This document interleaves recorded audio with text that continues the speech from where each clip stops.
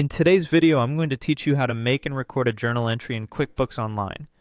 Now, before we dive into the details, it's important to note that you should only create journal entries if you are confident with accounting or under the guidance of your accountant. Journal entries are not something you'll need to do for every transaction. They are typically used for specific purposes, such as correcting errors or summarizing the depreciation of an asset. With that said, let's get started. First, open your web browser and log into your QuickBooks Online account. Once you're logged in, look to the left side menu where you'll find a plus sign next to the word New. This is your gateway to creating different types of transactions, including journal entries. Click on this plus sign to proceed. After clicking, you'll see a menu with several options categorized under different sections. Look for the section labeled Other.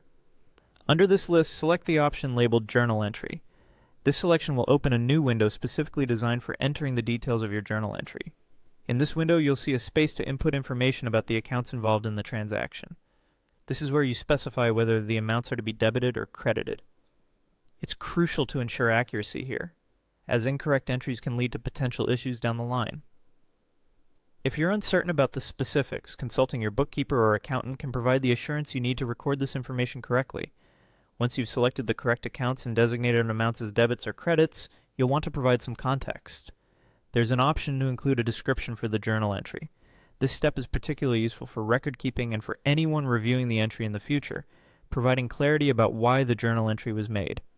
When you've filled everything out, take a moment to review all the information you've entered. Accuracy is key to maintaining balanced books and avoiding complications later. Once you're satisfied with the details, look for the Save and New button.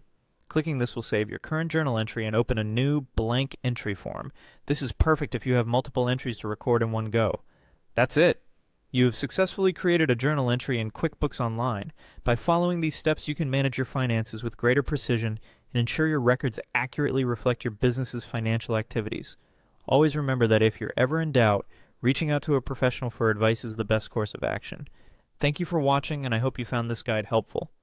Stay tuned for more tutorials on using QuickBooks Online.